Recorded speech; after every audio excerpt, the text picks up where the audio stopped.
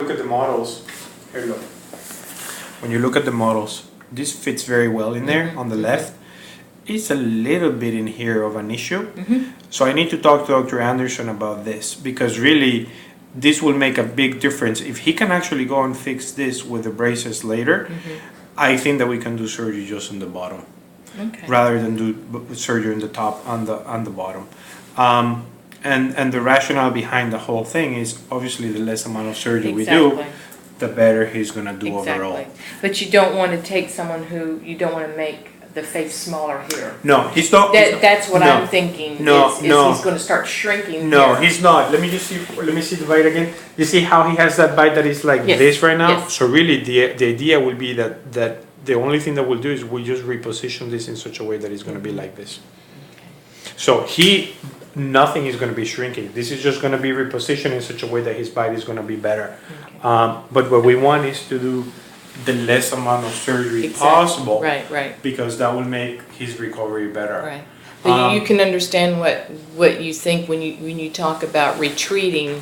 So when you talk about retreating, someone thinks it's something going away and going. No, I don't think it's going to be a matter of retreating. I think that the matter is going to be, again, this is just going to be really just repositioning. Right.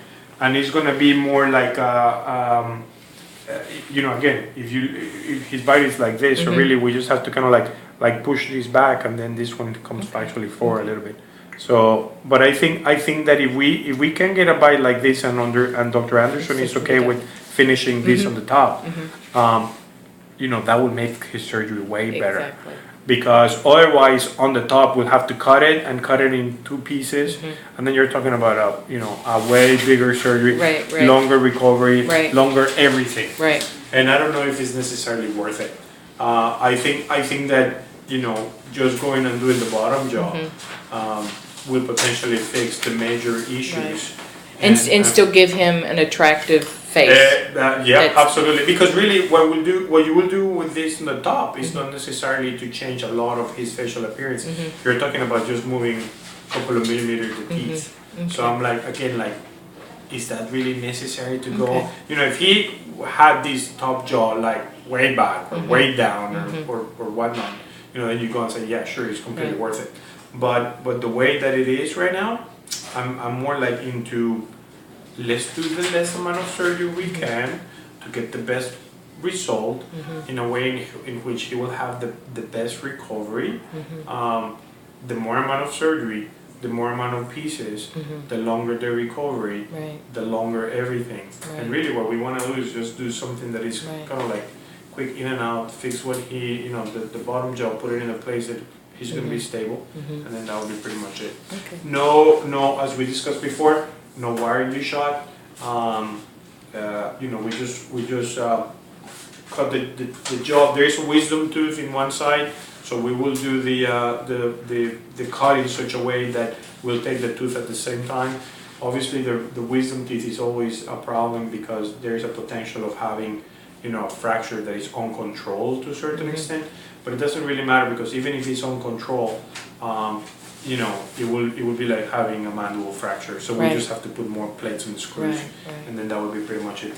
I don't like wire them shut. That is obviously a decision that we take at the end. But even even when I have had bad fractures, I have put a bunch of plates and screws, and I have not kept the patient's wire shut. So the idea would be, once again, as I mentioned before, just make those cuts in the back of the jaw. Reposition the jaw where it needs to be, and then put elastics. We will try to do everything inside the mouth. If we cannot do it all the stuff inside the mouth, what we'll do is we'll just make a little cut, like in these areas in here that are gonna be like the size of like a little, just a couple of millimeters, just to put an instrument so we can put the screws in this way. And that's one of the advantages of not being wire shut. If we wire him shut, we don't put plates and screws, and then we don't have to do that little cut. But again, potentially I can do everything through the mouth. And the majority of the times I can do it through the mouth. So, but I will finalize the treatment plan when I talk to Dr. Anderson on Monday. And my goal would be to keep it as simple as possible. Quicker recovery, best potential result, Mhm. and then we'll go from there. Okay? There is always a chance. This is kind of like a given. Every single time that I have done this procedure, at the very beginning, the patients are going to be numb in the lower lip because we are going to cut close to the nerve. We don't cut the nerve, but we stretch it. That feeling should come back. Some people will have areas in which they have not the whole thing, but let's say they just have like, hey, this point in here is numb. Mhm. You know, the advantage is that the younger they are, the more they get used to it. It really just doesn't, Okay. interfere much with their daily life. Okay. And post-surgical, as far as infection, he will be on an antibiotic? Yeah, we will and- put him in antibiotics and pain medication. Literally what is going to happen is that he has a broken jaw. Mhm. That's what he will have. So, let me put it this way. It's not going to happen this way, but let's say if we just go do surgery in the bottom, he could go home the same day, because normally mandible fractures, we just go and fix them and we just send them home the same day. When we do elective surgery, normally at least keep them for like 24 hours, be sure that they are doing fine. If I do the top jaw and the bottom jaw, he's going to be here 2 for days. like 2-3 days, Right. So you can see right there that I would prefer to just the mandible, Right. because then he can go home, fairly soon. Right. He can resume daily activity kind of like quicker rather than if I go on and do the top and the bottom. So what is going to happen though is that they normally don't complain much about pain because of the numbness that I was mentioning before. Still though, it doesn't mean that it's not pain free. Obviously it's going to be like that discomfort. That is because of us just cutting the jaw the way Right. that we need to and reposition it. But he doesn't, you see, the advantage of not doing the top jaw is that he's not going to have any issues with the sinuses, for example. Right. They don't get stuck with blood, and Mhm. he doesn't feel like a pumpkin because he gets too swollen. This is more like almost similar to the wisdom teeth kind of thing. But with less pain actually than the removal Right. of the wisdom teeth, and that is because of the numbness. So again, if you keep it simple with just doing the mandible, Okay. it will be way better recovered for him than it won't do top to bottom. Right. So pain medication, antibiotics, soft diet, brush the teeth normally. Mhm. Stitches will dissolve by themselves. Nothing to chew hard for a couple of weeks. So And then literally in 4 weeks, you almost can go back and remove the plates and screws and everything is healed already. So 4 weeks, They- almost as if it had never happened, Almost, with minimal discomfort. Sure, and- well, 4 weeks meaning the bones will heal nicely, like they will be together. For sure, it's not going to be like 100% like it was before. Right. But in 4 weeks, normally that's when we go and say, hey, mandible fractures normally heal in this amount of time. So he can So- start horseback riding. Sure, like in 4 weeks or so. Yeah. Obviously, he still have to be careful because Yes. he can get hit and he can break his jaw. That's always Right. But I think that he can resume stuff. Yeah, he can resume stuff like 4 weeks later. But I think that would be the idea. The idea would be to try to. Okay. That's what we talked in December.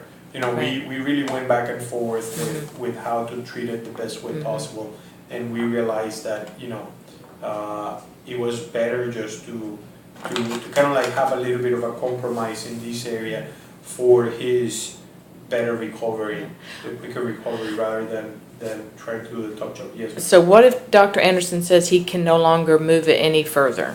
We will talk to him because really what will happen though is that I have to show him the bite. I have to take pictures of the bite and I will have to say, hey, listen, this is what I can get with surgery, with simple surgery. Can you make it happen this way? And then we'll go from there. Okay. If there is any changes, I will let you know. Okay. But I want him to see this, Right. and I would like to discuss with him the rationale of just doing it this way, Right. and see what he says. So basically, if you're not going to choose the less route if it's not going to be the better final outcome. Yeah. That you're hoping that the least invasive is what we're going to do, but if Let's Dr. say- Anderson says don't think it's gonna happen, then plan B. Yes, Okay. let's say that the idea always is not to over-treat the patient. Right. So the idea is for me to try to get the best result with the less amount of surgery. Exactly. So, sure, hey, we can go and cut the top jaw and cut it in different pieces and whatnot. I just don't think necessarily that for the gain Right. that we're gonna obtain, I think it's probably a lot of surgery. If his deformity would have been like very severe, something Mhm. that you will totally notice Mhm. the before and after, then you go and say, sure, let's go and make it happen. But to tell you the truth, I think that this is something that there's a high chance that they will potentially finish. Or maybe even if they don't finish it like 100%, Mhm. it's gonna be like 80%. But, you know, let's say surgery is night and day, you know. Mhm. So it's better just to avoid the surgery and have that 80%, Okay. you know, rather than that 100. Okay. Let me, what I need is, I need to take some pictures again. Let me get some intro. Do you want the intro?